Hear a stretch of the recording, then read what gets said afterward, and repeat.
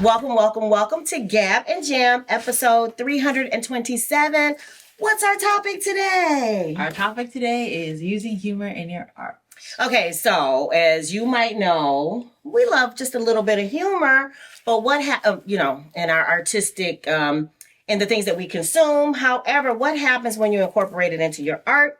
Here are some potential benefits and detriments of that. And I'm thinking about, I know D.I.Y. rockstar, songwriters. I'm thinking people like Weezer.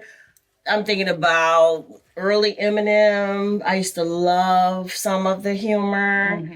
And in fact, I kind of miss it when people kind of go, they start and that's kind of their brand. I love Cake and they have a little element of humor in what they do.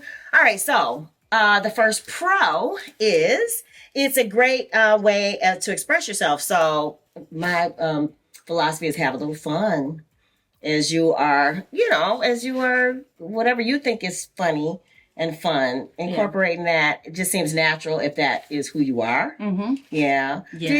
Are there any bands or brands that you enjoy that have a little humor built in? Well, in terms of bands, I don't know that I could say that there are, not off the top of my head, that have that, but I'm thinking about like movies. Okay. And like some of my favorite directors, the Daniels. Okay. They're the ones that made Swiss Army Man. And they made Everything Everywhere All at Once. And that's definitely. And they have it's very crude humor. Yeah. But they like weave it into like these stories that are really heartfelt and warm and emotional, and then in a way that I think is good. Yeah, with a little humor. I think it works really, really well. Yeah, so that is a benefit because if that's who you are, it doesn't make any sense. I mean, I keep going back in my head to the early days of rap when it was more incorporated in, and then later when we got to the kind of the Tupac era, it was all hard.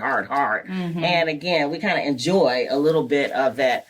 The balance. So that way you're not always hard, but then you're not always probably funny either. I just thought about TLC. Yeah. They have some humor and some of their stuff. Yeah, and it kind of balances with some of the topics that were not very kid friendly, but because they had kind of a little bit of both, it made it where cross-generational. Right, by both. So that was kind of nice. Yeah. All right, so another pro.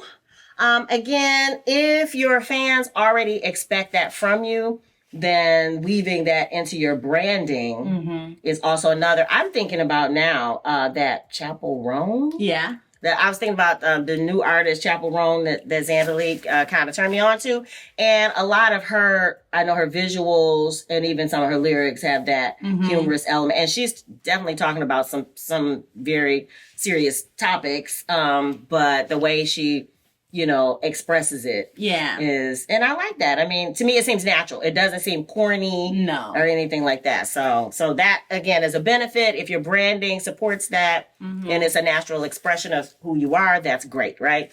Okay, of course, what is a potential con of adding humor to your art is it can offend someone who is supposed to have gotten you. And I mean, that's just that is a kind of the detriment of expression, period. But some people get easily offended, and maybe the joke that you're making kind of rubs them the wrong way, even if it is a part of what they think is your branding. So yeah, sometimes people can be sometimes misinterpreted, or sometimes people like you make a joke and you think that but it's like that you don't realize. It's like a level of ignorance as well. Yeah. So it's important to really kind of think about that. Or just decide, again, I'm thinking about the Daniels, Swiss Army Man, Everything Everywhere All at Once. There are some scenes in both of those movies with like fart jokes and, things like that some people are just going to be like, that's crass and childish and I hate it. And they're losing that audience, but they probably don't care. Right. Because that's what they make. Right. That's their brand of humor. Right. That's their expression, right? Yeah.